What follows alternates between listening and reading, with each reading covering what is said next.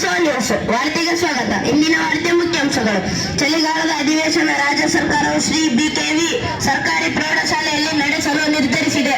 ಚಳಿಗಾಲದ ಅಧಿವೇಶನವನ್ನು ದಿನಾಂಕ ಡಿಸೆಂಬರ್ 10ರಿಂದ 20ರವರೆಗೆ ನಡೆಸಲು ಉದ್ದೇಶಿಸಲಾಗಿದೆ. ಉತ್ತರ ಕರ್ನಾಟಕದ ಸಮಸ್ಯೆಗಳ ಬಗ್ಗೆ ಚರ್ಚೆಯಾಗಲು ನಿರೀಕ್ಷೆ ಇದೆ. ಅನುದಾನ ತಾರತಮ್ಯದ ಬಗ್ಗೆ ಚರ್ಚಿಸಲು ಸಾಧ್ಯ ಇದೆ. ಪ್ರಾಚೀನ ಸ್ಮಾರಕಗಳ ಸಂರಕ್ಷಣೆಗಳ ಬಗ್ಗೆ ನೀತಿಯನ್ನು ರೂಪಿಸುವ ಬಗ್ಗೆ ಚರ್ಚೆ ಇದೆ. ರಾಜ್ಯದಲ್ಲಿ ಕಾನೂನಿನ ಸುವ್ಯವಸ್ಥೆ ಬಗ್ಗೆ ವಿರೋಧ ಪಕ್ಷಗಳು ಸರ್ಕಾರವನ್ನು ಇಕ್ಕಟ್ಟಿಗೆ ಸಿಲುಕಿಸುವ ಯೋಚನೆ ಇದೆ. ಬನ್ನಿ ತಾರತಮ್ಯಗಳು ಹೇಗಿವೆ ನೋಡೋಣ. ಈಗ ಎಲ್ಲರೂ ಚಪ್ಪಾಳೆ ತಟ್ರಿ. ಈಗ ನಿಜವಾದ ಅಧ್ಯಕ್ಷರು ಆಗಮಿಸಿದ್ದಾರೆ.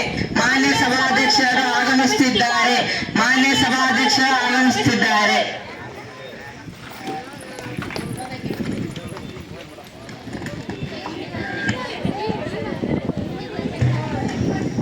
ಎಲ್ಲರೂ ಕೂತ್ಕೊಳ್ಳಿ. ಈಗಾಗಲೇ ಈ ಅಧಿವೇಶನ ಆರಂಭಗೊಂಡಿದೆ. ದೇಶದಲ್ಲಿನ ಸಮಸ್ಯೆಗಳಿಗೆ ಸೂಕ್ತ ಪರಿಹಾರವನ್ನು ಕಂಡುಕೊಳ್ಳದೆ ಹೋದ್ರೆ ದೇಶದ ಪ್ರಗತಿ ಅಥವಾ ಸ್ಥಿರತೆ ಆರ್ಥಿಕ ಕುಸಿತ ಹೋಗ್ಬೋದು. ಆದ್ರಿಂದ ನೀವೆಲ್ಲ ಸೂಕ್ತ ಸಮಸ್ಯೆಗಳಿಗೆ ಸೂಕ್ತ ಪರಿಹಾರವನ್ನು ಕಂಡುಕೊಂಡು ದೇಶಕ್ಕೆ ಯಾವುದೇ ಧಕ್ಕೆ ತರದಾಗೆ ಸೂಕ್ತ ಸಮಸ್ಯೆಗಳಿಗೆ ಸೂಕ್ತ ಪರಿಹಾರವನ್ನು ಹೇಳ್ಕೊಂತ ಯಾವುದೇ ಗಲಾಟೆ ಆಗದೇ ಇರೋ ಹಾಗೆ ಈ ಅಧಿವೇಶನವನ್ನು ನಡೆಸ್ಕೊಡ್ರಿ.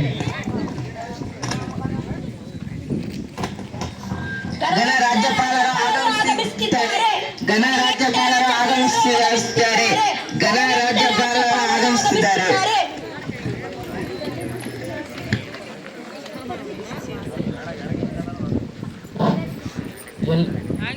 ಎಲ್ಲರೂ ಈಗ ರಾಷ್ಟ್ರದ ಏಕತೆಯನ್ನು ಘನತೆಯನ್ನು ಎತ್ತಿ ಹಿಡಿಯುವ ರಾಷ್ಟ್ರಗೀತೆಯನ್ನು ಮೊಳಗಿಸೋಣ. ರಾಷ್ಟ್ರಗೀತೆ ಆರಂಭ.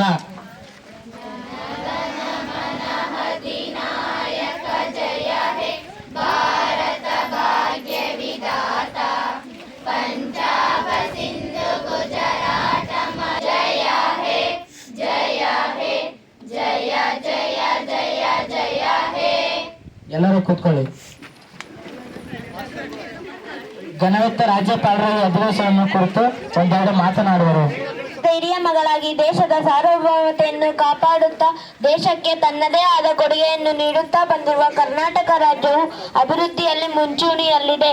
ಮಹಿಳಾ ಬಲವರ್ಧನೆ ಮತ್ತು ಮಕ್ಕಳ ಅಭಿವೃದ್ಧಿಯಲ್ಲಿ ಈ ಸರ್ಕಾರವು ಅವಿರತವಾಗಿ ಶ್ರಮಿಸುತ್ತದೆ.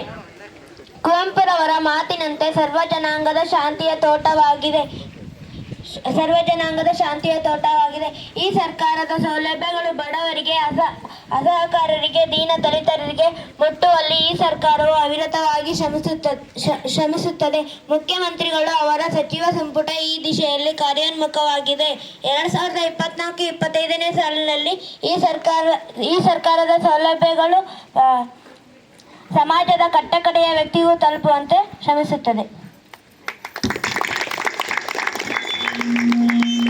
ತುರ್ತುಗೆಸದ ನಿಮಿತ್ತ ಅವರು ಈ ಅಧಿವೇಶನವನ್ನು ನಿರ್ಗಮಿಸುತ್ತಿದ್ದಾರೆ. ಹೃದಯಪೂರ್ವಕವಾಗಿ ಅವರಿಗೆ ನಾವೆಲ್ಲರೂ ಬೀಳ್ಕೊಡೋಣ. ಘನವೆತ್ತ ರಾಜ್ಯಪಾಲರು ನಿರ್ಗಮಿಸುತ್ತಿದ್ದಾರೆ. ಕಳೆದ ಅಧಿವೇಶನದಿಂದ ಇಲ್ಲಿಯವರೆಗೆ ನಿಧನರಾದಂತಹ ಗಣ್ಯ ವ್ಯಕ್ತಿಗಳಿಗೆ ಸಂತಾಪ ಸೂಚನಾ ವೇಳೆ ಡಾಕ್ಟರ್ ಮನಮೋಹನ್ ಸಿಂಗ್ ಅವರು, SM ಕೃಷ್ಣ ಅವರು ಮತ್ತು ವೀರಾವೇಶದಿಂದ ಹೋರಾಡಿ ಮಡಿದ ಯೋಧರಿಗೆ 1 ನಿಮಿಷಗಳ ಕಾಲ ಮೌನಾಚರಣೆಯನ್ನು ಆಚರಿಸೋಣ. ಮೌನಾಚರಣೆ ಆರಂಭ.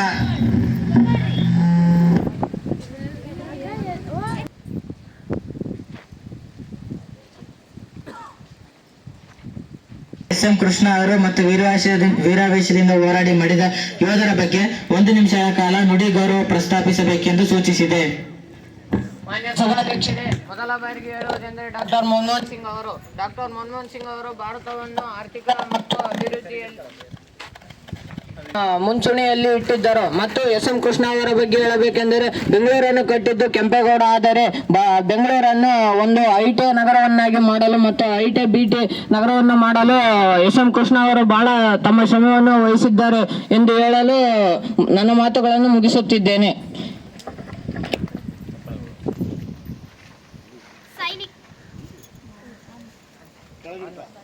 ಸಭಾಧ್ಯಕ್ಷರೇ, ಸೈನಿಕ ರಾಷ್ಟ್ರದ ರಕ್ಷಕ, ಸೈನಿಕ ದೇಶವನ್ನು ರಕ್ಷಿಸಲು ಸಿದ್ಧನಾಗಿರುತ್ತಾನೆ. ಅವನ ಕರ್ತವ್ಯ ಕಠಿಣ ಮತ್ತು ಅಪಾಯಕಾರಿಯಾದದ್ದು. ಅವನು ದೇಶಕ್ಕೆ ಸೇವೆ ಮಾಡಲು ಸಿದ್ಧನಿರುತ್ತಾನೆ. ದೇಶದ ಗಡಿಯಲ್ಲಿ ಹಗಲಿರುಳು ಕಾರ್ಯನಿರ್ವಹಿಸುವ ಸೈನಿಕ ದೇಶಿ ಪ್ರೇಮಿ ಫಲವಾಗಿ ನಾವಿಂದು ನಾಡಿನೊಳಗೆ ಸುಖ ಸಂತೋಷದಿಂದ ಜೀವನ ನಡೆಸುತ್ತಿದ್ದೇವೆ.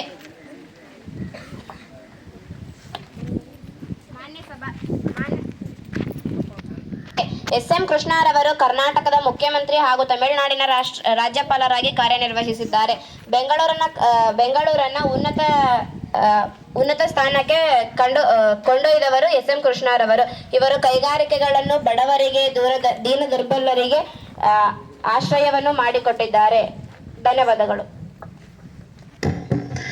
ಈಗ ಮುಖ್ಯಮಂತ್ರಿಗಳ ಬಗ್ಗೆ ಹೇಳ್ಬೇಕಂದ್ರೆ ಎಸ್.ಎಂ. ಕೃಷ್ಣ ಅವರು 16ನೇ ಮುಖ್ಯಮಂತ್ರಿ ಆಗಿದ್ರು. ಕೆಂಪೇಗೌಡ ಅವರು ಬೆಂಗಳೂರನ್ನ ಕಟ್ಟಿದವರು. ಆದ್ರೆ ಆರ್ಥಿಕ ಅಭಿವೃದ್ಧಿಯಲ್ಲಿ ಮೇಲೆತ್ತಿ ಹಿಡಿದಿದ್ದು ಬೆಂಗಳೂರನ್ನ ಎಸ್.ಎಂ. ಕೃಷ್ಣ ಅವರು. ಭಾರತದಲ್ಲಿ 2ನೇ ಆದಾಯ ಕೊಡುವಂತ ರಾಜಧಾನಿಯನ್ನಾಗಿ ಮಾಡಿದ್ರು ಬೆಂಗಳೂರನ್ನ ಎಸ್.ಎಂ. ಕೃಷ್ಣ ಅವರು. ಎಲ್ಲ ಸಮುದಾಯದವರು ಒಂದೆಡೆ ಓದ್ಲಿ ಅಂತೇಳಿ 1930ರಲ್ಲಿ ಹಾಸ್ಟೆಲ್ ಸೌಲಭ್ಯಗಳನ್ನೆಲ್ಲ ಮಾಡಿಕೊಟ್ರು. ಅವರು ನಮ್ಮ ದೇಶದಲ್ಲಿ ಯಾವುದೇ ರೀತಿ ಧಕ್ಕೆ ಆಗೋದಕ್ಕೆ ಬಿಟ್ಟಿಲ್ಲ ಅವರ ಪದವಿಗೆ. ಮತ್ತೆ ಅವರು ಪದ್ಮಭೂಷಣ ಪದವಿಯನ್ನು ಕೂಡ ಪಡೆದಿದ್ದಾರೆ. ಆಕಾಂಕ್ಷೆಗಳನ್ನೆಲ್ಲ ಬಿಟ್ಟು ನಮಗೋಸ್ಕರ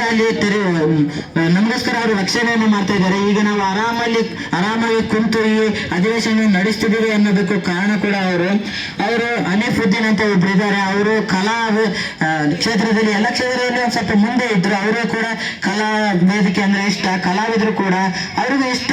ಆದ್ರೆ ಆ ಆಸೆ ಆಕಾಂಕ್ಷೆಗಳನ್ನೆಲ್ಲ ಬಿಟ್ಟು ನಮಗೋಸ್ಕರ ಕಷ್ಟವಾದ ಕೆಲಸವನ್ನ ಇಷ್ಟಪಟ್ಟ ಅವರು ನಮ್ಮ ರಕ್ಷಣೆಗೋಸ್ಕರ ಅಲ್ಲಿ ಕಾಯ್ತಾರೆ. ಆದ್ರಿಂದ ಇವರು ಎಲ್ಲರಿಗೂ ನಾವು ಚಿರಋಣಿ ಆಗಿರ್ಬೇಕು.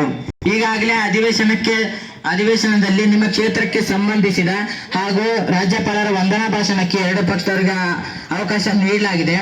ಆದ್ರಿಂದ ಇವಾಗ ಸಮಯದ ಅಭಾವ ಇರುವುದರಿಂದ ಆಡಳಿತ ಪಕ್ಷದವರ ಉತ್ತರ ಆಗಿರ್ಬೋದು, ವಿರೋಧ ಪಕ್ಷದವರ ಪ್ರಶ್ನೆ ಆಗಿರ್ಬೋದು, ನೇರವಾಗಿರ್ಲಿ ಆಡಳಿತ ಪಕ್ಷಕ್ಕೆ ಸಂಬಂಧಿಸಿದಂತೆ ಸಚಿವರು ಉತ್ತರ ನೀಡಲು ಸೂಚಿಸಿದೆ. ವಿರೋಧ ಪಕ್ಷದ ನಾಯಕರು 3ನೇ ಚುಕ್ಕಿ ಪ್ರಶ್ನೆ. ಮಾನ್ಯ ಸಭಾಧ್ಯಕ್ಷರೇ, ನಮ್ಮ ರಾಜ್ಯದಲ್ಲಿ ಕಾನೂನು ವ್ಯವಸ್ಥೆ ಹದಗೆಡ್ತಾ ಇದೆ. ಇದರಿಂದ ನಮ್ಮ ಜನಗಳಿಗೆ ನಿಶ್ಚಿಂತೆಯಿಂದ ಜೀವನ ಮಾಡಕ್ಕೆ ಆಗ್ತಾ ಇಲ್ಲ, ಬಹಳ ಕಷ್ಟ ಆಗ್ತಾ ಇದೆ. ಇದಕ್ಕೆಲ್ಲ ಕಾರಣವಾದ ಗೃಹ ಮಂತ್ರಿಗಳನ್ನ ಮಾನ್ಯ ಮುಖ್ಯಮಂತ್ರಿಗಳು ಸಂಪುಟದಿಂದ ವಜಾ ಮಾಡ್ಬೇಕಂತ ಕೇಳ್ಕೊಳ್ತಾ ಇದ್ದೇವೆ. ಮುಖ್ಯಮಂತ್ರಿಗಳೇ, ಮಾನ್ಯ ಸಭಾಧ್ಯಕ್ಷರೇ, ರಾಜ್ಯದಲ್ಲೂ ಕಾನೂನು ಸುವ್ಯವಸ್ಥೆ ಎಲ್ಲಿ ಹದಗೆಟ್ಟಿಲ್ಲ. ಹಾಗಾಗಿ ನಮ್ಮ ಗೃಹ ಮಂತ್ರಿಗಳು ರಾಜೀನಾಮೆ ಕೊಡುವುದಿಲ್ಲ. ಕೊಡ್ಬೇಕು. ಮಾನ್ಯ ಸಭಾಧ್ಯಕ್ಷರೇ, ನಾನೇ ಕಾರಣ ಕೊಡ್ಬೇಕ್ರಿ. ಒಂದೇ ಕಡೆ ಗದ್ದಗಡ ಆಗಿದ್ದೇವೆ. ನೀವು ಶಾಂತಿಯುತ ಇರ್ಬೇಕ್ರಿ. ಒಂದಕ್ಕೆ ಮೇಲೆ ಒತ್ತಡ ಹಾಕಬಾರ್ದು. ಆದ್ದರಿಂದ ನಾನು ನೇಮಿತ ಅಧಿಕಾರಿಗಳನ್ನು ಹೇಳಲು ಬಂಧಿಸಿದ್ದೇನೆ. ನೀವು ನಿಮ್ಮ ರಾಜ್ಯದಲ್ಲಿ ಅಥವಾ ನಿಮ್ಮ ಕ್ಷೇತ್ರದಲ್ಲಿ ಯಾವುದೇ ತೊಂದರೆಯನ್ನು ಕೊಡುವ ಅಗತ್ಯವಿಲ್ಲ. ಆದ್ದರಿಂದ ನಿಮ್ಮಲ್ಲಿ ವಿನಂತಿ ಮಾಡಿಕೊಳ್ಳುತ್ತೇನೆ. ನಾವು ಅಲ್ಪ ಸಮಯದಲ್ಲಿ ನಿಮ್ಮ ಕ್ಷೇತ್ರದಲ್ಲಿ ಜನರಿಗೆ ಆದ ಸಮಸ್ಯೆಗಳನ್ನು ಬಗೆಹರಿಸಲು ಕ್ರಮಗಳಿರುತ್ತೇವೆ. ಆದ್ದರಿಂದ ನೀವು ಶಾಂತವಾಗಿದ್ದೇವೆ ಎಂದು ವಿನಂತಿಸಿಕೊಳ್ಳುತ್ತೇನೆ. ಈ ರೀತಿ ಮತ್ತೊಮ್ಮೆ ಆಗದಂತೆ ನೋಡಿಕೊಳ್ಳುತ್ತೇವೆ. ನಮ್ಮ ಸದಸ್ಯರೆಲ್ಲರೂ ಹೇಳಿದ್ದೇನೆ, ಈ ರೀತಿ ಆಗದಂತೆ ನೋಡಿಕೊಳ್ಳುತ್ತೇವೆ. ಮಾನ್ಯ ಸಭಾಧ್ಯಕ್ಷರೇ, ನಮ್ಮ ಗೃಹ ಮಂತ್ರಿಗಳು ಉತ್ತಮವಾಗಿ ಕಾರ್ಯವನ್ನು ಮಾಡುತ್ತಿದ್ದಾರೆ. ರಾಜ್ಯದಲ್ಲಿ ಯಾವುದೇ ಸಮಸ್ಯೆ ಇಲ್ಲ. ಹಾಗಾಗಿ ನಮ್ಮ ಗೃಹ ಮಂತ್ರಿಗಳು ರಾಜೀನಾಮೆ ಕೊಡುವುದಿಲ್ಲ. ನಾನು ಆಗ್ಲೇ ನಿಮ್ ಭಾಷಣದಲ್ಲಿ ಮಾಹಿತಿ ಕೊಟ್ಟ ಪ್ರಕಾರ ಸಂವಿಧಾನ ಹೇಗೆ ರಚನೆ ಆಯ್ತು ಅಂತೆಲ್ಲ ತುಂಬಾ ಹೇಳಿದೆ. ಆ ರೀತಿ ಕಷ್ಟಪಟ್ಟು ಇದಾಗಿ ಕಾನೂನನ್ನ ವಿಧಿಗಳನ್ನ ಎಲ್ಲ ರಚಿಸಿಕೊಟ್ಟು ಹೋಗಿದ್ದಾರೆ ಅಂಬೇಡ್ಕರ್ ಅವರು. ಅದನ್ನು ಸುಲಲಿತವಾಗಿ ಸುವ್ಯವಸ್ಥಿತವಾಗಿ ನಡೆಸ್ಕೊಂಡು ಹೋಗೋದು ನಿಮ್ಮ ಕರ್ತವ್ಯ. ಆದ್ರಿಂದ 1-2 ಕಡೆ ಗಲಾಟೆಗಳು ನಡೆದಿದ್ದೀವಿ ಅಂದಲ್ಲ, ಆ ಕ್ಷೇತ್ರದಲ್ಲಿ ಕೂಡ ಗಲಾಟೆಗಳು ನಡೆದೇ ಆಗಿರೋಕೆ ನೋಡ್ಕೊಳ್ಳಿ. ಬಾಲ್ಕಿ ಮೇಲೆ 102ನೇ ಚುಕ್ಕಿ ಪ್ರಶ್ನೆ. ಮಾನ್ಯ ಸಭಾಧ್ಯಕ್ಷರೇ, ಬೀದರ್ ಜಿಲ್ಲೆಯ ಬಾಲ್ಕಿ ತಾಲೂಕಿನ ಹೆಮ್ಮೆಲೆ ನಾನು. ನಮ್ಮ ಕ್ಷೇತ್ರದ ಗಡಿನಾಡಿ ಶಾಲೆಗಳಲ್ಲಿ ಕನ್ನಡ ಶಿಕ್ಷಕರಿಲ್ಲ, ಕನ್ನಡ ಟೆಕ್ಸ್ಟ್ ಬುಕ್ಗಳಿಲ್ಲ. ಇದರಿಂದಾಗಿ ಮರಾಠಿ ಭಾಷೆಯ ಪ್ರಭಾವ ಹೆಚ್ಚಾಗಿದೆ. ಕನ್ನಡದ ಮೇಲಿರುವ ಅಭಿಮಾನ ಕಡಿಮೆಯಾಗುತ್ತಿದೆ. ಕನ್ನಡದೆಡೆಗೆ ಶಿಕ್ಷಣದೆಡೆಗೆ ಗಮನ ಹರಿಸುತ್ತಿಲ್ಲ. ಇದಕ್ಕೆಲ್ಲ ಶಿಕ್ಷಣ ಮಂತ್ರಿಗಳ ಉತ್ತರ ಕೊಡಬೇಕು. ಇದಕ್ಕೇನು ಹೇಳ್ತೀರಿ ಶಿಕ್ಷಣ ಮಂತ್ರಿಗಳೇ? ಮಾನ್ಯ ಸಭಾಧ್ಯಕ್ಷರೇ, ಅಲ್ರಿ ಬಾಲ್ಕಿ ಎಮ್ಎಲ್ಎ, ನಿಮಗೆ ಒಂದೇ ಅಲ್ರಿ, ನಮಗೂ ಐತ್ರಿ ಕನ್ನಡದ ಮೇಲೆ ಅಭಿಮಾನ. ಕನ್ನಡ ಶಿಕ್ಷಕರ ನೇಮಕಾತಿ ಅಧಿಸೂಚನೆ ಹೊರಡಿಸಲಾಗಿದೆ. ಕನ್ನಡ ಶಾಲೆಗಳಲ್ಲಿ ಪಠ್ಯಪುಸ್ತಕ ಪೂರೈಕೆ ಆಗುತ್ತಿದೆ. ಕನ್ನಡ ಕನ್ನಡದ ಮೇಲೆ ಅಭಿಮಾನ ಇದ್ರೆ ಅಷ್ಟೇ ಸಾಲದ್ರಿ. ಕನ್ನಡ ನಮ್ಮ ಕ್ಷೇತ್ರದಲ್ಲಿ ಕನ್ನಡ ಎಲ್ಲ ಬೆಳೆಸ್ಬೇಕು ಅಂತ ಇದ್ದಾರೆ. ನೀವೆಲ್ಲ ಕನ್ನಡ ಶಿಕ್ಷಣ ಮಂತ್ರಿಗಳಾಗಿ ಕನ್ನಡವನ್ನು ಉಳಿಸಿಲ್ಲ. ಮರಾಠಿ ಪ್ರಭಾವ ಹೆಚ್ಚಾಗ್ತಿದೆ. ಇದನ್ನ ನೋಡ್ಕೊಂಡಿಲ್ಲ ಅಂದ್ಮೇಲೆ ಶಿಕ್ಷಣ ಮಂತ್ರಿಗಳು ನೀವೇನು ಕ್ರಮ ಕೈಗೊಂಡಿದ್ದೀರಿ? ಕನ್ನಡ ನಾಶವಾಗುತ್ತಿಲ್ಲ ಕಣ್ರಿ. ಕನ್ನಡ ನಾಶವಾಗಕ್ಕೆ ನಾವು ಬಿಡೋದಿಲ್ಲ. ಕನ್ನಡವೇ ಉಸಿರು, ಕನ್ನಡವೇ ಹೆಸರು. ಮಹಾಸಭಾಧ್ಯಕ್ಷರೇ, ನಮ್ಮ ಕ್ಷೇತ್ರದಲ್ಲೂ ಕೂಡ ಕನ್ನಡ ಪುಸ್ತಕಗಳು ದೊರೆಯುತ್ತಲ್ಲ, ಇದಕ್ಕೇನ್ರಿ ಕ್ರಮ? ಸ್ವಲ್ಪ ಅಡೆತಡೆ ಆಗಿದೆ. ಇನ್ನೊಂದು ತಿಂಗಳಲ್ಲಿ ಪಠ್ಯಪುಸ್ತಕಗಳನ್ನು ಎಲ್ಲಾ ಶಾಲೆಗಳಿಗೆ ಪೂರೈಸುತ್ತೇವೆ. ಮಾನ್ಯ ಸಭಾಧ್ಯಕ್ಷರೇ, ನಮ್ಮ ಕ್ಷೇತ್ರದಲ್ಲಿ ಕೂಡ ಶಿಕ್ಷಕರೇ ಇಲ್ಲ. ಹಾಗಾದರೆ ಶಿಕ್ಷಣದ ಗುಣಮಟ್ಟ ಹೇಗೆ ಸುಧಾರಣೆಯಾಗುತ್ತದೆ? ಇದರ ಬಗ್ಗೆ ಸರ್ಕಾರ ಏನು ಕ್ರಮ ಕೈಗೊಂಡಿದೆ? ನಿಮ್ಮ ಸಮಸ್ಯೆಗೆ ಪರಿಹಾರ ಕಂಡುಕೊಂಡಿದ್ದೇವೆ. ಈಗಾಗಲೇ ಅನೇಕ ಕಾರ್ಯಕ್ರಮ ಅನುಷ್ಠಾನ ಜಾರಿಗೊಳಿಸಿದ್ದೇವೆ. ಸ್ವಲ್ಪ ಸಮಯ ಬೇಕು. ಸ್ವಲ್ಪ ತಾಳ್ಮೆ ಇರಲಿ ವಿರೋಧ ಪಕ್ಷದವರಿಗೆ. ಕನ್ನಡಕ್ಕೆ 2000 ವರ್ಷಗಳ ಇತಿಹಾಸ ಇದೆ. ಅಲ್ಲಿ ಮಹೇಶಣ್ಣ ಅವರು ಹೇಳ್ತಾರೆ ಕನ್ನಡ ಮತ್ತು ಸಂಸ್ಕೃತ ಮಿಶ್ರಣ ಬೇಡ ಅಂತ. ಆಗ ಕನ್ನಡ ಅಷ್ಟೇ ಓದೋರಿಗೆ ಅದು ಕಷ್ಟ ಆಗ್ತಿತ್ತು. ಆದ್ರಿಂದ ಅವರು ನಮ್ಮ ಹಲವಾರು ಕವಯಿತ್ರಿಗಳು ಅವರೆಲ್ಲ ಕನ್ನಡ ಸಂಸ್ಕೃತ ಮಿಶ್ರಣ ಬೇಡ ಅಂತ ಕನ್ನಡದಲ್ಲೇ ಸುಲಲಿತವಾಗಿ ಬರೆದು ನಮಗೆ ಕನ್ನಡವನ್ನು ಪರಿಚಯಿಸಿಕೊಟ್ಟಿದ್ದಾರೆ. ಅಷ್ಟು 2000 ವರ್ಷಗಳ ಇತಿಹಾಸ ಇರೋ ಕನ್ನಡನ ನಾವು ಈಗೀಗ ಪುಸ್ತಕಗಳನ್ನು ಕೊಡದೆ ಅಥವಾ ಶಿಕ್ಷಕರನ್ನು ಕಳಿಸ್ತಾ ಹೋದ್ರೆ ಕನ್ನಡ ಉಳಿಯೋದಾದ್ರೆ ಹೇಗೆ? ಕನ್ನಡನ ಅಳಿಸೋಕೆ ಬಿಡಬೇಡಿ ಕಂಡ್ರೆ. ಮುಂದೆ ಆದಷ್ಟು ಬೇಗ ಅದು ಬೇಗ ಆಗಲಿ ಅಂತ ಕ್ರಮ ಕೈಗೊಳ್ಳಿ. ಚಿಕ್ಕಪೇಟೆ MLA 103ನೇ ಚುಕ್ಕಿ ಪ್ರಶ್ನೆ. ಮಾನ್ಯ ಸಭಾಧ್ಯಕ್ಷರೇ, ನಮ್ಮ ಕ್ಷೇತ್ರದಲ್ಲಿ ಬೀದಿನಾಯಿಗಳ ಹಾವಳಿ ಜೋರಾಗಿದೆ. ಹೊರಗಡೆ ಹೋಗಕ್ಕೆ ಬಿಡ್ತಾ ಇಲ್ಲ. ಹಿಂಬಾಲ ತಿಂಬಳ ಕೆಳಗೆ ಬರ್ತಾರೆ. ಇದಕ್ಕೆಲ್ಲ ಕಾನೂನು ಮಂತ್ರಿಗಳ ಕಾರಣ. ಇದಕ್ಕೇನ್ರಿ ಕ್ರಮ? ಕಾನೂನು ಮಂತ್ರಿಗಳೇ, ಇದಕ್ಕೆ ನೀವೇನ್ ಹೇಳ್ತೀರಿ? ಮಾನ್ಯ ಸಭಾಧ್ಯಕ್ಷರೇ, ಕಾನೂನು ಮಂತ್ರಿಗಳು ಬಂದಿಲ್ಲದ ಕಾರಣ ಇದಕ್ಕೆ ಉತ್ತರ ನಾನು ನೀಡುತ್ತೇನೆ. ಏನ್ರಿ ಚಿಕ್ಕಪೇಟೆ MLA, ನಾವೇನು ಇಲ್ಲಿ ಸುಮ್ಮನೆ ಕೂತಿಲ್ಲ. ಈಗಾಗಲೇ ಈ ಮಾಹಿತಿ ನನಗೆ ತಿಳಿದು ಬಂದಿದೆ. ಈಗಾಗಲೇ 315 ಬೀದಿ ನಾಯಿಗಳನ್ನು ಬೇರೆಡೆಗೆ ಸ್ಥಳಾಂತರಿಸಲಾಗಿದೆ. ನಮ್ಮ ಸರ್ಕಾರ ಮೈಯೆಲ್ಲ ಕಣ್ಣಾಗಿ ಉತ್ತಮ ಆಡಳಿತ ಕೂಡ ನಡೆಸ್ತಿದೆ. ನಾವೇನು ಇಲ್ಲಿ ಸುಮ್ಮನೆ ಕೂತಿಲ್ರಿ. ನೀವು ಭಯ ಪಡುವ ಅಗತ್ಯವೇನಿಲ್ಲ.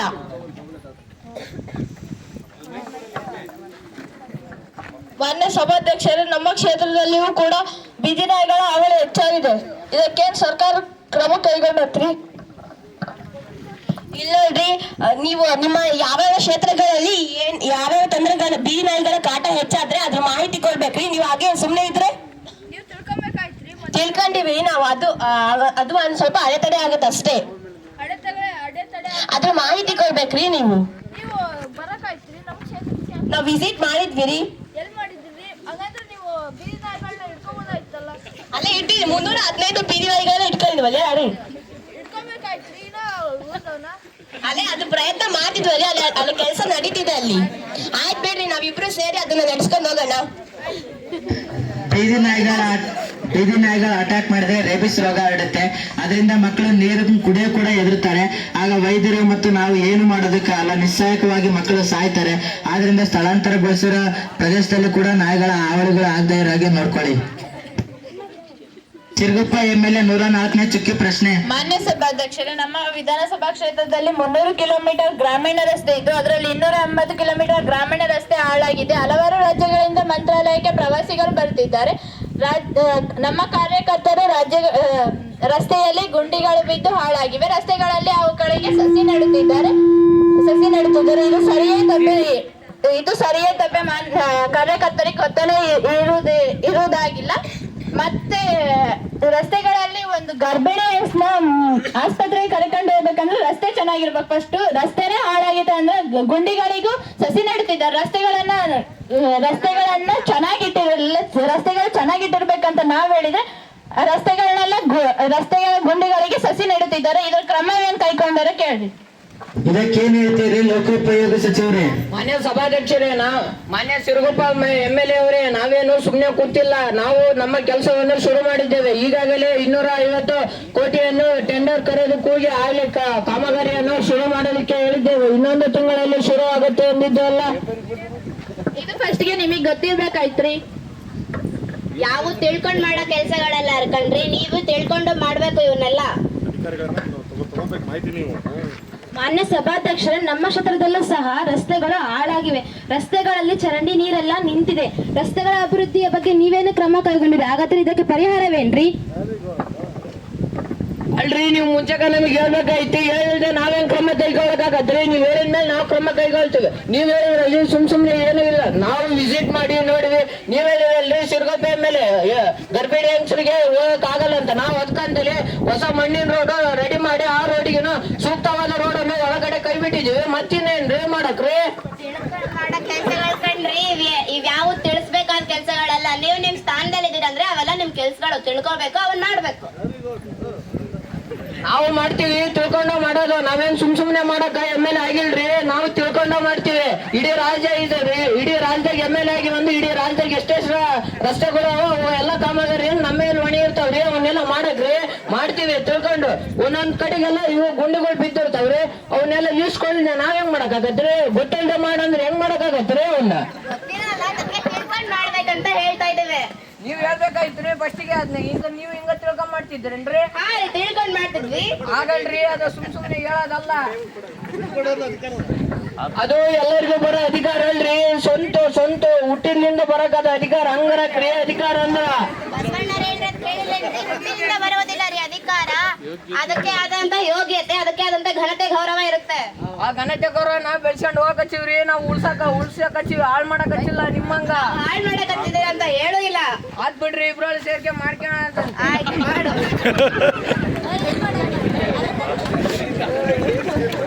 ನಾವ್ ಯಾವ್ದೇ ಕೆಲ್ಸಕ್ಕೆ ಹೋಗ್ಬೇಕಂದ್ರೆ ಸಂಚಾರ ಮಾಡ್ಬೇಕಾಗುತ್ತೆ. ಆದ್ರಿಂದ ಆ ರಸ್ತೆಗಳು ಹಾಗಾಗಿದ್ದಾವೆ ಅಂದ್ರೆ ನೀವು ಬೇರೆ ಗಮನ ಕೊಟ್ಟು ಅದ್ರ ಬಗ್ಗೆ ಗಮನ ಹರಿಸಿ ನೀವು ಅದನ್ನ ಸರಿ ಮಾಡ್ಬೇಕು. ಯಾವ್ದೋ ಒಬ್ರು ಕುಟುಂಬದವ್ರು ಏನಾದ್ರು ಪಾಪಗಳನ್ನ ಕರ್ಕೊಂಡು ಹೋದ್ರಂದ್ರೆ ಅಲ್ಲಿ ಅಪಘಾತ ಆಯ್ತಂದ್ರೆ ಆ ಪಾಪ ಸತ್ತೋಯ್ತು ಅಂದ್ರೆ ಅದು ಏನು ಕೊಟ್ಟಿದೆ, ಯಾಕೆ ಕೊಟ್ಟಿದೆ, ನಮ್ಮ ಮುಂದೆ ಏನು ನನ್ನ ಭವಿಷ್ಯ ಅಂತಾನು ಗೊತ್ತಿರೋದಿಲ್ಲ. ಆದ್ರಿಂದ ನೀವೇನು ಆ ಗರ್ಭಿಣಿ ಹೆಂಗಸರಿಗೆ ಆಸ್ಪತ್ರೆಯಲ್ಲಿ ವೈದ್ಯರಿಗೆ ಕಡಿಮೆ ಕೆಲಸ ಆಗ್ಲಿ ಅಂತ ಏನಾದ್ರು ಆ ಗುಂಡುಗಳಾಗೇ ಇರ್ಲಿ ಅಂತ ಬಿಟ್ಟಿದ್ದೀರಾ? ಆದ್ರಿಂದ ಮುಂದೆ ಆ ರೀತಿ ಆಗದಿರಾಗ ನೋಡ್ಕೊಳ್ಳಿ. ಇನ್ನ ಚಿಕ್ಕ ಪ್ರಶ್ನೆ. ಮಾನ್ಯ ಸಭಾಧ್ಯಕ್ಷರೇ, ನಮ್ಮ ಕ್ಷೇತ್ರದಲ್ಲಿ 8,000 ಎಕರೆ ಮೆಕ್ಕೆಜೋಳವನ್ನು ಬೆಳೆಯಲಾಗಿದೆ. ಅದರಲ್ಲೂ 4,000 ಕಳಪೆ ಬೀಜವನ್ನು ಕೊಟ್ಟಿದ್ದಾರೆ. ಅದರಿಂದ ರೈತರಿಗೆ ತುಂಬಾ ನಷ್ಟವಾಗಿದೆ. ಇದಕ್ಕೆ ಕಾರಣ ಕೃಷಿ ಮಂತ್ರಿಯವರು. ನೀವೇನು ಕ್ರಮ ಕೈಗೊಂಡಿರಿ? ಇದಕ್ಕೇನ್ ಹೇಳ್ತೀರಿ ಕೃಷಿ ಮಂತ್ರಿಗಳೇ? ಮಾನ್ಯ ಸಭಾಧ್ಯಕ್ಷರೇ, 8,000 ಮೆಕ್ಕೆಜೋಳ ಬೀಜಗಳಲ್ಲಿ 4,000 ಕಳಪೆ ಬೀಜ ವಿತರಣೆ ಆಗಿರೋದು ಒಪ್ಕೊಳ್ತೀನಿ. ಈಗಾಗಲೇ ರೈತರಿಗೆ ಸಹಾಯಧನವನ್ನಾಗಲಿ ನೀಡಲಾಗಿದೆಯಲ್ಲ. ಮಾನ್ಯ ಸಭಾಧ್ಯಕ್ಷರೇ, ನಮ್ಮ ಕ್ಷೇತ್ರದಲ್ಲಿಯೂ ಕೂಡ ಕಳಪೆ ಬೀಜವನ್ನು ಬಿತ್ತಿ ಅನೇಕ ರೈತರು ಸಂಕಷ್ಟಕ್ಕೊಳಗಾಗಿದ್ದಾರೆ. ಮೊನ್ನೆ ತಾನೇ ರೈತರು ಸಾಲದಿಂದ ಆಗಿ ಆತ್ಮಹತ್ಯೆ ಕೂಡ ಮಾಡಿಕೊಂಡಿದ್ದಾರೆ. ಅವರ ಕುಟುಂಬದ ಗತಿ ಏನ್ರಿ? ಕಳಪೆ ಬೀಜ ವಿತರಿಸ್ತಕ್ಕಂತ ಕಂಪನಿ ಮೇಲೆ ಕ್ರಮ ಕೈಗೊಂಡಿದ್ದೀವಿ. ಇನ್ ಮುಂದೆ ಕಳಪೆ ಬೀಜ ವಿತರಣೆ ಆಗ್ದಂಗ್ ನೋಡ್ಕೊಳ್ತೀವಿ. ಇಡೀ ಭೂಮಿ ಮೇಲೆ 1 ಇಂಚು ಮಣ್ಣು ಬೆಳಿಬೇಕಂದ್ರೆ 1 ಮಿಲಿಯನ್ ವರ್ಷಗಳಾಗುತ್ತಂತೆ. ಆ ರೀತಿ ನಮ್ಮ ಭೂಮಿ ಎಷ್ಟೋ ವರ್ಷಗಳಿಂದ ರಚನೆ ಆಗಿ ನಮಗೆ ಬದುಕೋದಕ್ಕೆ ಒಂದು ಅವಕಾಶ ಕೊಟ್ಟಿದೆ. ಅಂದ್ರೆ ಆ ಬದುಕೋದ್ರಲ್ಲಿ ಮುಖ್ಯವಾದ ಅಂಶಗಳು ನೀರು, ಆಹಾರ ಎಲ್ಲವೂ ಕೂಡ. ಭಾರತ ಯಾವಾಗ್ಲೂ ಆಹಾರ ಸ್ಥಿತಿಯಲ್ಲಿ ಎಂದೂ ಕಡಿಮೆ ಆಗಿಲ್ಲ. ನೀವು ಈ ರೀತಿ ಕಳಪೆ ಬೀಜಗಳೇನಾದ್ರೂ ಕೊಟ್ಟುವಂತ ಹೋದ್ರೆ, ಆ ರೀತಿ ಆಹಾರದಲ್ಲಿ ಏನಾದ್ರೂ ಏರುಪೇರು ಮಾಡಿದ್ರೆ ಮುಂದೆ ನಮ್ಮ ಆಹಾರ ಸ್ಥಿತಿಯಲ್ಲಿ ನಮ್ಮ ಭಾರತ ಮೇಲಿರೋದಾದ್ರೆ ಈಗ ಈ ರೀತಿ ಮುಂದೆ ಆಗದಿರಾಗೆ ನೋಡ್ಕೊಳ್ಳಿ. ಮನೆ ಸಭಾಧ್ಯಕ್ಷ ನೋಡ್ರಿ, ಅಲ್ಲೆಲ್ಲ ಮಕ್ಕಳ ನೋಡ್ರಿ, ಹೇಳ್ರಿ ಮಲ್ಕೊಂಡಿದ್ದ ನೋಡ್ರಿ. ಅದಕ್ಕೆ ನೋಡ್ರಿ, ಒಂದಿದ್ದಕ್ಕೆ ಹೇಳಿದ್ರಿ ನಿಮಗೆ ಮಕ್ಕಂದಾರ ಅಂತ ನೋಡ್ಕೊಂತೇವ್ರಿ. ನಿಮ್ ಮಕ್ಕಂದ್ ಹೇಳಿದ್ರಿ, ಮಕ್ಕಂದಾಗ ಹೇಳ್ರಿ. ನಾವು ಸುಮ್ನೆ ಹೇಳಂಗೇನೆ ಹುಚ್ಚ ಕೊಟ್ಟೇವಲ್ರಿ. ಇನ್ನೇ ಗೊತ್ಕೊಡಕ್ರಿ ನಿಮಗೆ ಉತ್ತರನ ಕೊಂಡು ಬಿಡ್ರಿ. ನಮಗೇನು ನಿಮಗೆ ಕೊಂಡು ಹೋಗಿಲ್ಲ ಮಾಡಿ ನಮಗೇನು ಬೇಡ. ಒಂದ್ ಸ್ವಲ್ಪ ಗಂಭೀರನ್ನ ಕಾಪಾಡಿ. ಆಯ್ತು ಕೂತ್ಕೊಳ್ರಿ. ಅವ್ರಿಗೆ ಹೇಳ್ರಿ ನಿದ್ದೆ ಮಾಡಬಾರ್ದು ಅಂತ. ಗುಬ್ಬಿ ಕ್ಷೇತ್ರದ MLA 106ನೇ ಚಿಕ್ಕ ಪ್ರಶ್ನೆ. ಮಾನ್ಯ ಸಭಾಧ್ಯಕ್ಷೆ, ನಮ್ಮ ಕ್ಷೇತ್ರದಲ್ಲಿ ಸರ್ಕಾರಿ ಪ್ರೌಢಶಾಲೆಗಳಲ್ಲಿ ಹಾಗೂ ಕಾಲೇಜುಗಳಲ್ಲಿ ವಿದ್ಯಾರ್ಥಿಗಳ ದಾಖಲಾತಿ ಪ್ರಮಾಣ ಗಣನೀಯವಾಗಿ ಇಳಿಕೆ ಆಗುತ್ತದೆ. ಈ ಬಗ್ಗೆ ಸರ್ಕಾರದವರಿಗೆ ಮಾಹಿತಿ ಇದೆಯಾ? ಇದ್ದಲ್ಲಿ ಏನು ಕ್ರಮ ಕೈಗೊಂಡಿದ್ದೀರಿ? ಇದಕ್ಕೆ ಪರಿಹಾರವೇನು? ಉನ್ನತ ಶಿಕ್ಷಣ ಮಂತ್ರಿಗಳೇ, ಇದಕ್ಕೇನ್ ಹೇಳ್ತೀರಿ? ಮಾನ್ಯ ಸಭಾಧ್ಯಕ್ಷರೇ, ನಾವೇನು ನಿದ್ರಿಸುತ್ತಿಲ್ಲ ಕಣ್ರಿ. ವಿರೋಧ ಪಕ್ಷದವರೇ, ಹಾಜರಾತಿ ಸುಧಾರಣೆಗಾಗಿ ಎಲ್ಲಾ ಕ್ರಮಗಳನ್ನು ಕೈಗೊಳ್ಳಲಾಗಿದೆ. ಎಲ್ಲಾ ಮಕ್ಕಳಿಗೆ ಉಚಿತ ಮತ್ತು ಕಡ್ಡಾಯ ಶಿಕ್ಷಣ ನೀಡಲಾಗಿದೆ. ಸಮವಸ್ತ್ರ ವಿತರಣೆ, ಮಕ್ಕಳು ಶಾಲೆಗೆ ಬರಲು ಸೈಕಲ್ ವಿತರಣೆ, ಬೇರೆ ಊರಿನಿಂದ ಬರುವ ವಿದ್ಯಾರ್ಥಿಗಳಿಗೆ ಉಚಿತ ಬಸ್ ವ್ಯವಸ್ಥೆ, ಪ್ರತಿಭಾನ್ವಿತ ವಿದ್ಯಾರ್ಥಿಗಳಿಗೆ ವಿದ್ಯಾರ್ಥಿ ವೇತನ ಹಾಗೂ ಬಡ ಮಕ್ಕಳು, ಅನಾಥರು, ಅಂಗವಿಕಲರಿಗೆ ನಿಲಯಗಳನ್ನು ತೆರೆದಿರುವುದು. ಇದರಿಂದ ಸರ್ಕಾರದ ಶಾಲೆಗೆ ಮಕ್ಕಳನ್ನು ಸೇರಿಸಲು ಹಂತ ಹಂತವಾಗಿ ಹೆಚ್ಚಾಗುತ್ತಾ ಇದೆ. ಹಾಜರಾತಿ ಸುಧಾರಣೆ ಗುಣಮಟ್ಟವಾಗಿ ಹೆಚ್ಚಾಗುತ್ತಾ ಇದೆ. ಇದನ್ನೆಲ್ಲ ತಿಳಿದು ನೀವು ಪ್ರಶ್ನಿಸುತ್ತೀರೋ, ತಿಳಿಯದೆ ಪ್ರಶ್ನಿಸುತ್ತೀರೋ? ತಿಳಿದೇ ಪ್ರಶ್ನಿಸುತ್ತೀವಿ. ಅದಕ್ಕೋಸ್ಕರ ಬಾಲ ಕಾರ್ಮಿಕರಾಗುತ್ತಿದ್ದಾರೆ. ಇದಕ್ಕೆ ಪರಿಹಾರವೇನು? ಬಹಳಷ್ಟು ಜನ ಬಾಲ ಕಾರ್ಮಿಕರಾಗಿ ಅಲ್ಲಿ ಕೆಲಸ ಮಾಡುತ್ತಿದ್ದಾರೆ. ಇದಕ್ಕೆ ಪರಿಹಾರವೇನ್ರಿ? ಮಾನ್ಯ ಸಭಾಧ್ಯಕ್ಷರೇ, ನಮ್ಮ ಉನ್ನತ ಶಿಕ್ಷಣ ಮಂತ್ರಿಗಳು ಹೇಳಿದಂತೆ ನಮ್ಮ ಸರ್ಕಾರ ಬಹಳಷ್ಟು ಕ್ರಮಗಳನ್ನು ಕೈಗೊಳ್ಳುತ್ತಿದೆ. ಆದ್ದರಿಂದ ವಿರೋಧ ಪಕ್ಷದವರಿಗೆ ತಾಳ್ಮೆ ಇರಬೇಕ್ರಿ. ಮಾನ್ಯ ಸಭಾಧ್ಯಕ್ಷರೇ, ನಮ್ಮ ಕ್ಷೇತ್ರದಲ್ಲೂ ಸಹ ಮಕ್ಕಳಲ್ಲಿ ದುಡಿತಿದ್ದಾರೆ. ಇವರ ಮುಂದಿನ ಭವಿಷ್ಯವೇನ್ರಿ? ನಾವೇನ್ರಿ ಮಾಡೋಣ? ಅವ್ರು ಆ ಥರ ಕೆಲಸ ಮಾಡಕ್ ಹೋದ್ರೆ ಅವರು ನಮ್ಗೆ ಓದ್ಬೇಕನ್ನೋ ಮನೋಭಾವನೆ ಅವ್ರಿಗೆ ಇರಬೇಕು. ಅದ್ ಬಿಟ್ಟು ಓದ್ದೇನೆ ಅಲ್ಲಿ ಇಲ್ಲಿ ಕೆಲ್ಸಕ್ಕಂತ ಹೋದ್ರೆ ನಾವೇನ್ ಮಾಡಕ್ಕಾಗುತ್ತೆ? ಅಲ್ರಿ, ಉಚಿತ ಸೈಕಲ್ ಕೊಡ್ತೀವಿ ಅಂತಂದ್ರೆ 3 ವರ್ಷದಿಂದ ಸೈಕಲ್ ಎಲ್ಲಿಂದ ಕೊಟ್ಟಿರಿ ನೀವು?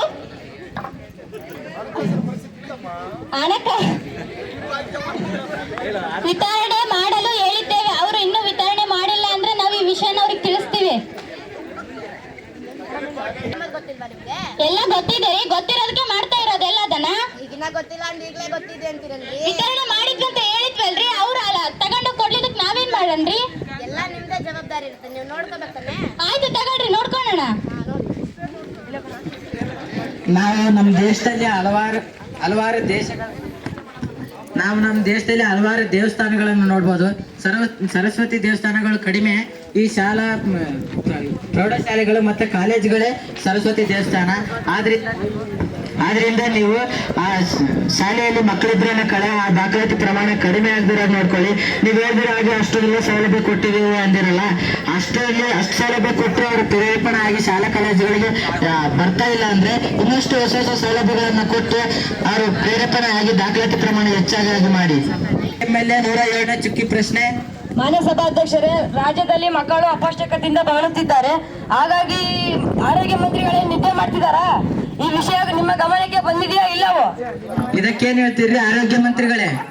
ಮಾನ್ಯ ಸಭಾಧ್ಯಕ್ಷರೇ, ವಿರೋಧ ಪಕ್ಷದವರು ಹೇಳಿದಂತೆ ನಾವೇನು ಕಿವಿಗೆ ಬಟ್ಟೆ ತುರುಕೊಂಡ್ ಕೂತಿಲ್ಲ.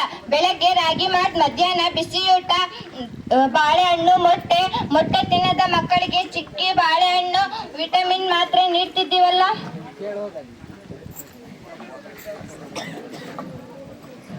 ಮಾನ್ಯ ಸಭಾಧ್ಯಕ್ಷ, ನಮ್ಮ ಕ್ಷೇತ್ರದಲ್ಲಿ ಕೂಡ ಮಕ್ಕಳು ಅಪೌಷ್ಟಿಕತೆಯಿಂದ ಬಾಳುತ್ತಿದ್ದಾರೆ. ಹಾಗಾಗಿ ಆರೋಗ್ಯ ಮಂತ್ರಿ ಗಮನಕ್ಕೆ ಬಂದಿದೆ. ಅಲ್ಲಿ ಕಿವಿಗೆ ಬಟ್ಟೆ ಹಾಕೊಂಡು ಕೂತಿದ್ದಾರೆ, ಕೇಳ್ರಿ.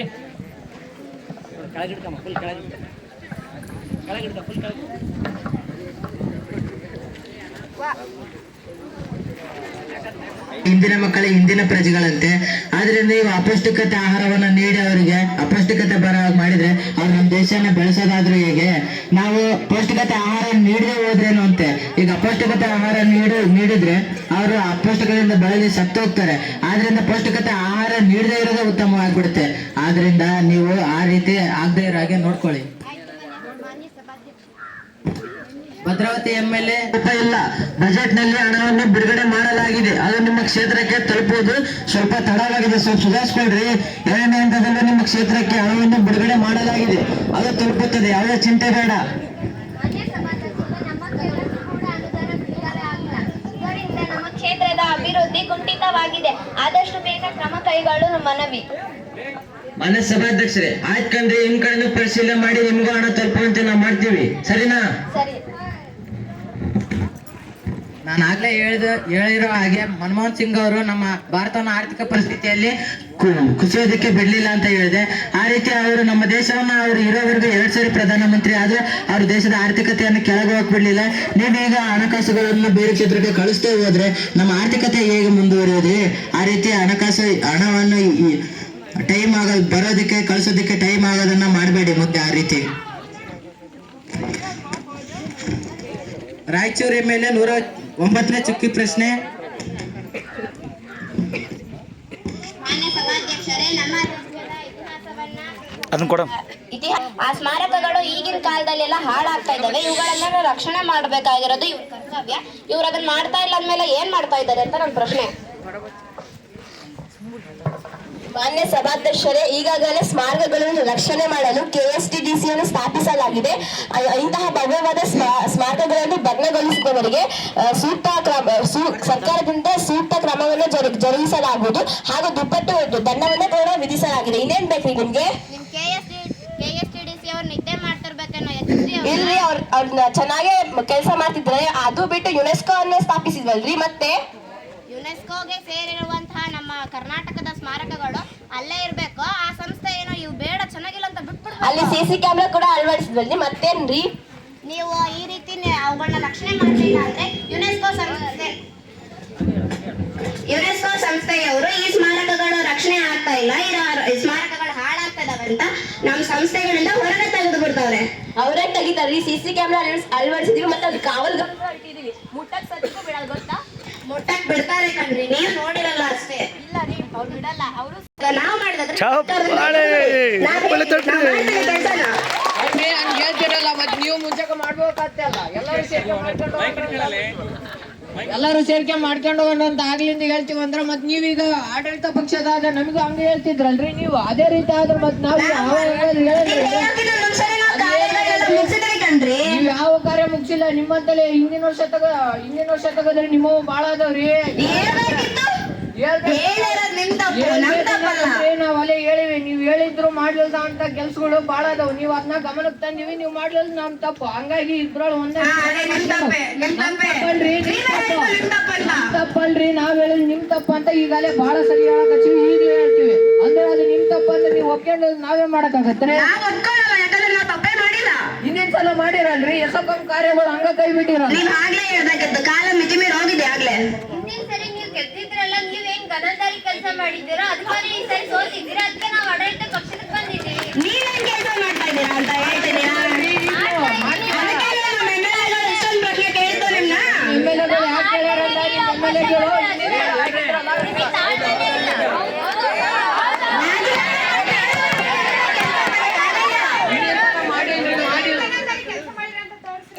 ಈಗ ತೋರ್ಸಕತ್ತೀವಲ್ರಿ, ಅದು ಹೇಳಕತ್ತೀವಲ್ಲ. ಎಲ್ಲ ಎಲ್ಲ ಕೊಡ್ತಿದ್ವಿ. ಮಾನ್ಯ ಸಭಾಧ್ಯಕ್ಷರೇ, ಕೃಷಿ ಮಂತ್ರಿ ಅವರು ನಿಮಗೆ ಗೌರವ ಸೂಚಿಸದೆ ಮಾತಾಡ್ತಾ ಇದ್ದಾರೆ. ಮಾನ್ಯ ಸಭಾಧ್ಯಕ್ಷರೇ, ನಾವು ಆಡಳಿತಕ್ಕೆ ಇಳ್ದೀವಿ ಅಂದ್ರೆ ಅದು ಕೆಲಸನ ಮಾಡ್ತೀವಿ. ನಾವೇನೇ ಸುಮ್ನೆ ಕೂತಿಲ್ರಿ. ಸುಮ್ನೆ ಕೂತಿಲ್ಲ ಅಂದ್ರೆ ಏನ್ ಮಾಡಿದಿರಿ? ತಪ್ಪು ಮಾಡೋದು ಸಹಜ ರೀ, ಅದನ್ನ ತಿಳ್ಕೊಳ್ಳೋ ಸರಿ. ನೀವು ಯಾವತ್ತೂ ತಪ್ಪು ಮಾಡೇ ಇಲ್ಲ. ಆಡಳಿತ ಪಕ್ಷದ ನಾಯಕ ತುಂಬಾ ಮಿತಿ ಬೇರ್ತಿದ್ದಾರೆ. ಪಕ್ಷದ ನಾಯಕರವರು ಬಹಳ ಮಾತನ್ನು ಮಿತಿ ಬೇರ್ತಿದ್ದಾರೆ. ಅವರ ಹಿಂದಿನ ಆಳ್ವಿಕೆಯಲ್ಲಿ ತುಂಬಾ ಕೆಲಸಗಳನ್ನು ಹಂಗೆ ಬಿಟ್ಟಿದ್ದಾರೆ. ಅವನ್ನ ಈಗ ಪೂರ್ಣ ಮಾಡ್ತಿದ್ವಿ.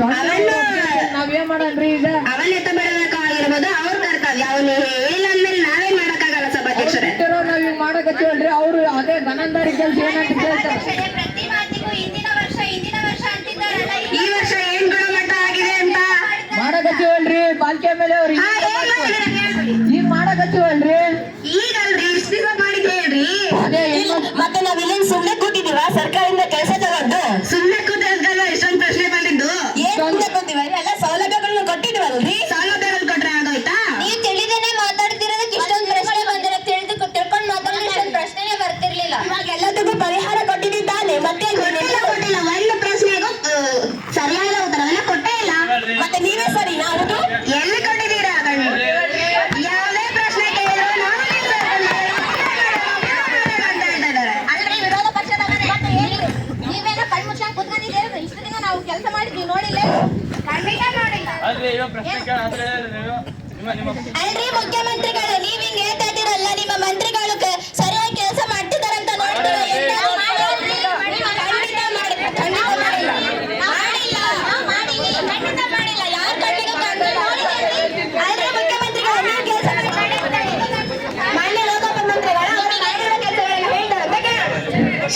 ಶಾಂತಿ, ಎಲ್ಲರೂ ಕೂತ್ಕೊಳ್ಳಿ. ಎಲ್ಲರೂ ಕೂತ್ಕೊಳ್ಳಿ. ವಿರೋಧ ಪಕ್ಷದವರು ಸುಮ್ಮನೆ ಬರೀ ತಪ್ಪನ್ನ ಕಂಡುಹಿಡಿಯೋದಷ್ಟೇ ಅಲ್ಲ, ಅವ್ರಿಗೆ ಎಚ್ಚರಿಕೆ ನೀಡ್ಕೊಳ್ತಾ ಅವ್ರು ಸಾಥ್ ಕೊಟ್ಟು ಅವ್ರಿಗೆ ಕೆಲಸ ಮಾಡೋದನ್ನೇ ನೀವು ಕಲಿಬೇಕು. ಅವರು ಅವಾಗಿಂದ ಹೇಳ್ತಿದ್ದಾರೆ ಇಬ್ರು ಕೈ ಜೋಡಿಸಿ ಮಾಡೋಣ ಅಂತ. ಒಂದ್ ಕೈಯಿಂದ ಹೊಡೆದ ಚಪ್ಪಾಳೆ ಅಲ್ಲ, ಎರಡು ಕೈಯಿಂದ ಹೊಡಿಬೇಕು ಚಪ್ಪಾಳೆನ. ಆದ್ರಿಂದ ನೀವು ಕೂಡ ಕೈ ಜೋಡಿಸಿ ಮಾಡಿ. ಅವ್ರಿಗೆ ತಪ್ಪು ಹೇಳೋದಷ್ಟೇ ಅಲ್ಲ, ತಪ್ಪು ಹೇಳ್ಬೇಡಿ ಅಂತಲ್ಲ, ತಪ್ಪು ಹೇಳಿ ನೀವು ಹಾಗೆ ಕ್ರಮಗಳನ್ನ ಕೈಗೊಳ್ಳಿ, ಹಾಗೆ ಸುಮ್ಮನೆ ಕೂರ್ಬೇಡಿ. ನೀವು ಇಂಥ ಸಚಿವರಾಗಿ ಮುಖ್ಯಮಂತ್ರಿಗಳೇ ನೀವೇ ಮಿತಿ ಮೀರಿದ್ರೆ ಹೇಗೆ? ಆದ್ರಿಂದ ಶಾಂತಿಯುತ ಮುಂದೆ ಅಧಿವೇಶನ ಮಾಡೋದ್ರಲ್ಲಾಗ್ಲಿ ಶಾಂತಿಯಿಂದ ವರ್ತಿಸಿ. ಆಗ್ಲೇ ನೀವು ಹೇಳಿರೋ ಪ್ರಶ್ನೆ ಪ್ರಕಾರ ಕನ್ನಡ ಐತಿಹಾಸಿಕ ಸ್ಮಾರಕಗಳು, ಸ್ಥಳಗಳು ಎಲ್ಲ ಭಾರತದಲ್ಲಿ ಬಹಳಷ್ಟು ಕಡೆ ಕಂಡು ಬರ್ತಿವೆ. ಹಂಪೆ ಆಗಿರ್ಬೋದು, ಐಹೊಳೆ ಆಗಿರ್ಬೋದು, ಹಳೆಬೀಡು ಆಗಿರ್ಬೋದು, ಚಿತ್ರದುರ್ಗ, ಹಂಪೆ ಎಲ್ಲಾ ಐತಿಹಾಸಿಕ ಸ್ಥಳಗಳು ತುಂಬಾ ಸುಂದರವಾಗಿವೆ. ನಮ್ಮ ಸರ್ಕಾರದವರು ಕೂಡ 8ನೇ ಕ್ಲಾಸ್ನವರಿಗೆ ಕರ್ನಾಟಕ ದರ್ಶನ ಅಂತೇಳಿ ಸೌಲಭ್ಯವನ್ನು ಮಾಡಿ ಅದನ್ನೆಲ್ಲ ತೋರಿಸ್ಕೊಂಡು ಬರ್ತಾ ಇದ್ದಾರೆ. ಮುಂದೆ ಮಕ್ಕಳಿಗೆ ತೋರ್ಸಕ್ಕೆ ಐತಿಹಾಸಿಕ ಸ್ಥಳಗಳಾದ್ರೆ ಇರ್ಬೇಕಲ್ಲ. ನಮ್ಮ ಭಾರತದಲ್ಲಿ ಕನ್ನಡ ಇತ್ತು ಅನ್ನೋದಕ್ಕೆ ಒಂದು ಸುಂದರವಾದ ಸ್ಥಳ, ಐತಿಹಾಸಿಕ ಸ್ಮಾರಕ ಇರ್ಬೇಕಲ್ಲ. ಅಜಂತ ಎಲ್ಲಾರ ಇದೆ, ಅದು ಒಂದು ಕಲ್ಲಲ್ಲಿ ಕೆತ್ತಿರುವಂತ ದೇವಸ್ಥಾನ ಆಗಿದೆ. ಅದರಿಂದ ಅಷ್ಟು ದೊಡ್ಡದಾಗಿ ಕೆತ್ತಿರೋ ದೇವಸ್ಥಾನ ಒಂದು ತುಂಬು ಕೂಡ ಅಲ್ಲಿ ಕೆತ್ತಿ ವೇಸ್ಟ್ ಆಗಿ ಬಿದ್ದಿರೋ ಒಂದು ತುಂಬು ಕೂಡ ಕಂಡಿಡೋಕ್ಕಾಗಿಲ್ಲ ಇದುವರೆಗೆ ಸಂಶೋಧನಾಕಾರರಿಗೆ. ಆದ್ರಿಂದ ನೀವು ಆ ಐತಿಹಾಸಿಕ ಸ್ಮಾರಕಗಳ ಹಾಳಾಗಕ್ಕೆ ಬಿಡಬೇಡಿ. ಹಾಗೆ ಪ್ರಶ್ನೋತ್ತರ ಕಲಾಪ ಮುಕ್ತಾಯಗೊಂಡಿದೆ. ಸದನವನ್ನು ನಿರ್ದಿಷ್ಟ ಅವಧಿಯವರೆಗೆ ಮುಂದೂಡಿಸಲಾಗಿದೆ. ಎಲ್ಲರಿಗೂ ಧನ್ಯವಾದಗಳು.